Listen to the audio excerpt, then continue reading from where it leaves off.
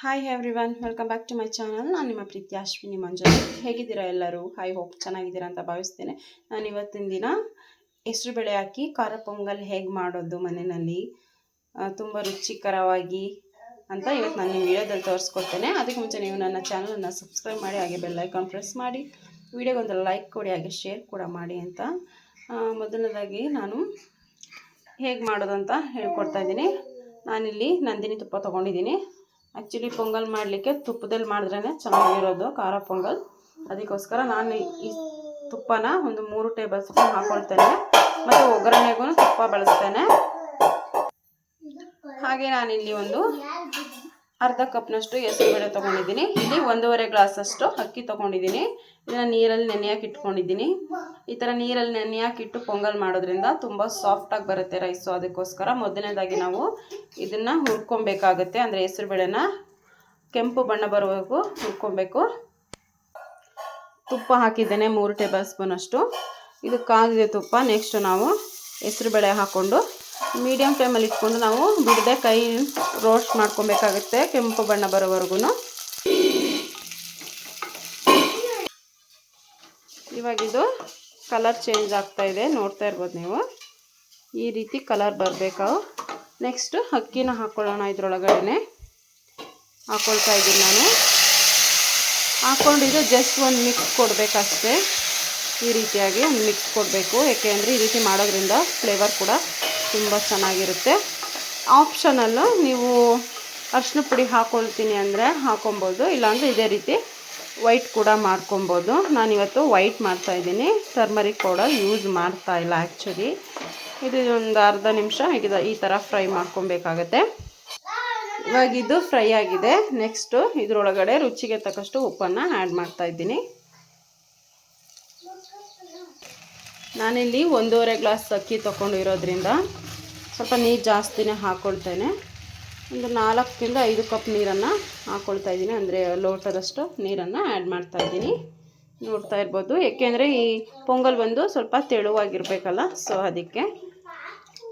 ಆಮೇಲೆ ಏನಾದರೂ ನೀರೇನಾದರೂ ಸಾಲಿಲ್ಲ ಅಂದರೆ ತೆಳು ಏನು ಅನಿಸ್ಲಿಲ್ಲ, ಸ್ವಲ್ಪ ಗಟ್ಟಿ ಇದೆ ಅಂದರೆ ಸ್ವಲ್ಪ ಬಿಸಿನೀರ ಕಾಯಿಸ್ಕೊಂಡು ನಾವು ಮಿಕ್ಸ್ ಮಾಡ್ಕೊಬೇಕಾಗತ್ತೆ ನೀಟಾಗಿ. ನಾನಿಲ್ಲಿ ಲಿಡ್ಡನ್ನು ಕ್ಲೋಸ್ ಮಾಡಿ 2 ವಿಸಲ್ ಕೂಗಿಸ್ಕೊಳ್ತೇನೆ. ಫ್ಲೇಮ್ ಕೂಡ ಹೈ ಫ್ಲೇಮಲ್ಲಿ ಇಟ್ಟಿದ್ದೇನೆ.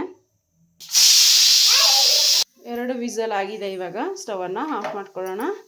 ನೆಕ್ಸ್ಟು ಒಗ್ಗರಣೆಗೆ ರೆಡಿ ಮಾಡ್ತಾಯಿದ್ದೀನಿ. ಹಾಗೆ ನಾನಿಲ್ಲಿ ಪೊಂಗಲ್ಗೆ ಒಗ್ಗರಣೆ ಮಾಡಲಿಕ್ಕೆ ಒಂದು 1/4 ಇಂಚಷ್ಟು ಶುಂಠಿನ ಈ ಥರ ಜಜ್ಜಿಟ್ಕೊಂಡಿದ್ದೀನಿ. ಹಾಗೆ ಹಿಂಗೆ ತೊಗೊಂಡಿದ್ದೀನಿ. ಸ್ವಲ್ಪ ಕೊತ್ತಂಬರಿ ಸೊಪ್ಪು, 1 ಟೇಬಲ್ ಸ್ಪೂನ್ ಜೀರಿಗೆ, 1 ಟೇಬಲ್ ಸ್ಪೂನು ಕಾಳು ಮೆಣಸು, ಹಾಗೆ 1 ಟೇಬಲ್ ಸ್ಪೂನು ಸಾಸಿವೆ ತೊಗೊಂಡಿದ್ದೀನಿ. 2 ಕರಿಬೇವಿನ ಗರಿಗಳು, ಹಾಗೆ 3ರಿಂದ 4 ಹಸಿಮೆಣಸಿನ್ಕಾಯಿ ಮತ್ತು 1 ಗೆಡ್ಡೆ ಬೆಳ್ಳುಳ್ಳಿನ ಈ ಥರ ಜಜ್ಜಿಟ್ಕೊಂಡಿದ್ದೀನಿ. ಒಗ್ಗರಣೆಗೆ ತುಪ್ಪ ಹಾಕಿದ್ದೀನಿ. ನಾನಿಲ್ಲಿ 2.5-3 ಟೇಬಲ್ ಸ್ಪೂನ್ ಇದೆ ತುಪ್ಪ. ಇವಾಗ ಒಗ್ಗರಣೆ ಮಾಡ್ಕೊಳ್ಳೋದು ಹೇಗೆ ಅಂತ ತೋರಿಸ್ತೇನೆ. ತುಪ್ಪ ಕಾದಿದೆ. ಮೊದಲದಾಗಿ ಸಾಸಿವೆ ಸಿಡಿಸ್ಕೊಳ್ಳೋಣ.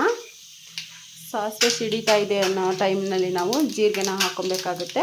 ಈ ಟೈಮಲ್ಲಿ ಜೀರಿಗೆ ಹಾಕ್ಕೊಂಡು, ಹಾಗೆ ನೆಕ್ಸ್ಟು ಕಾಳು ಮೆಣಸು, ಹಾಗೆ ಬೆಳ್ಳುಳ್ಳಿ ಹಾಕ್ಕೊಳ್ತಾ ಇದ್ದೀನಿ. ಹಾಗೆ ನೆಕ್ಸ್ಟ್ ಕರಿಬೇವಿನ ಎಲೆಗಳು, ಹಸಿಮೆಣಸಿನ್ಕಾಯಿ, ಜಜ್ಜಿಟ್ಕೊಂಡಿರೋಂಥ ಶುಂಠಿ. ಒಗ್ಗರಣೆ ರೆಡಿ ಇದೆ. ಲಾಸ್ಟಲ್ಲಿ ಕೊತ್ತಂಬರಿ ಸೊಪ್ಪನ್ನು ಆ್ಯಡ್ ಮಾಡಿ ಸ್ಟವನ್ನು ಆಫ್ ಮಾಡ್ಕೊಳ್ತಾ ಇದ್ದೀನಿ. ಜಸ್ಟ್ ಇದೊಂದು ಮಿಕ್ಸ್ ಆದರೆ ಸಾಕು. ನೆಕ್ಸ್ಟು ವೆಯ್ಟ್ ಕೂಡ ರಿಲೀಸ್ ಆಗ್ತಾ ಇದೆ ಅಲ್ಲಿ ರೈಸ್ದು. ನೋಡ್ತಾ ಇರ್ಬೋದು ನೀವು, ರೈಸ್ ಮತ್ತು ಬೇಳೆ ಎಲ್ಲ ಎಷ್ಟು ಸಾಫ್ಟಾಗಿ ಬೆಂದಿದೆ ಅಂತೇಳಿ. ಈ ಥರ ಪ್ರೆಸ್ ಮಾಡಿದ್ರೆ ತುಂಬ ಸಾಫ್ಟಾಗಿದೆ. ಹಾಗೆ ಇವಾಗ ಇದು ಸ್ವಲ್ಪ ರೈಸ್ ಥರ ಇರೋದ್ರಿಂದ ನಾವು ಇದಕ್ಕೆ ನೀರು ಹಾಕ್ಕೊಬೇಕು. ಬಿಸಿನೀರನ್ನು ಕಾಯಿಸ್ಕೊಂಡು ಹಾಕ್ಕೊಬೇಕಾಗತ್ತೆ. ನೆಕ್ಸ್ಟ್ ಇದನ್ನು ನಾನು ಒಗ್ಗರಣೆನ ಇದಕ್ಕೆ ಒಂದು ಮಿಕ್ಸ್ ಕೊಡ್ತೀನಿ.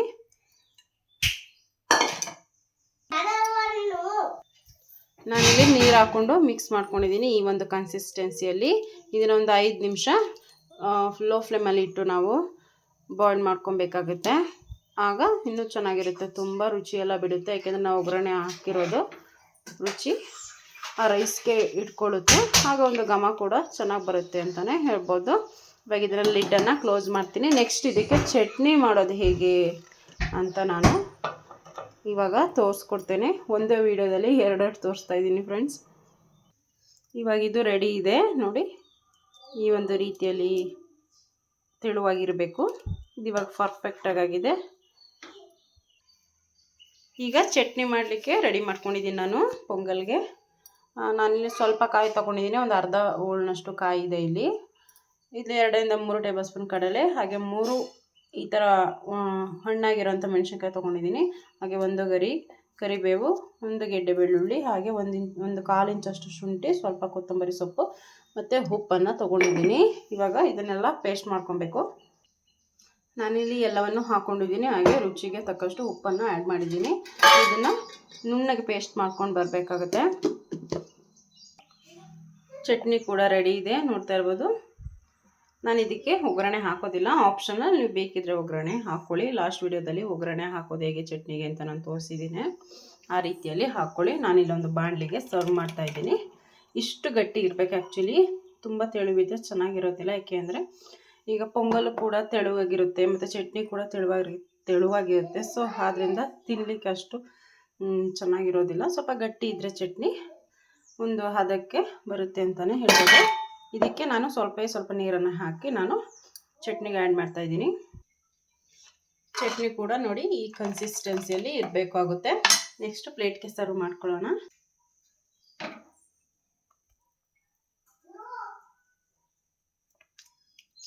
ನೋಡ್ತಾ ಇರ್ಬೋದು ಪೊಂಗಲ್ ನೀವು, ಈ ರೀತಿಯಾಗಿ ನಾವು ಪೊಂಗಲ್ನ ಸರ್ವ್ ಮಾಡ್ಕೊಳ್ತಾ ಇದ್ದೀನಿ. ನೆಕ್ಸ್ಟ್ ಚಟ್ನಿ ಕೂಡ ಆ್ಯಡ್ ಮಾಡ್ತಾಯಿದ್ದೀನಿ. ನಾನು ಸೈಡಲ್ಲಿ ಹಾಕ್ತಾಯಿದ್ದೀನಿ ಚಟ್ನಿ. ಆ್ಯಕ್ಚುಲಿ ಮೇಲೆ ಹಾಕ್ಕೊಬೇಕು, ಬಿಸಿ ಇರೋದ್ರಿಂದ ಅಷ್ಟು ತಿನ್ನಲಿಕ್ಕೆ ಅಷ್ಟು ಚೆನ್ನಾಗಿರೋದಿಲ್ಲ. ಸ್ವಲ್ಪ ತಣ್ಣಗಾದ್ಮೇಲೆ ತಿನ್ನಿ, ತುಂಬ ಚೆನ್ನಾಗಿರುತ್ತೆ. ಈ ವಿಡಿಯೋ ಇಷ್ಟ ಆಗಿದೆ ಅಂತ ಭಾವಿಸ್ತೀನಿ ಫ್ರೆಂಡ್ಸ್. ನೆಕ್ಸ್ಟ್ ವಿಡಿಯೋದಲ್ಲಿ ಸಿಗ್ತೀನಿ. ಟೇಕ್ ಕೇರ್, ಬಾಯ್ ಬಾಯ್.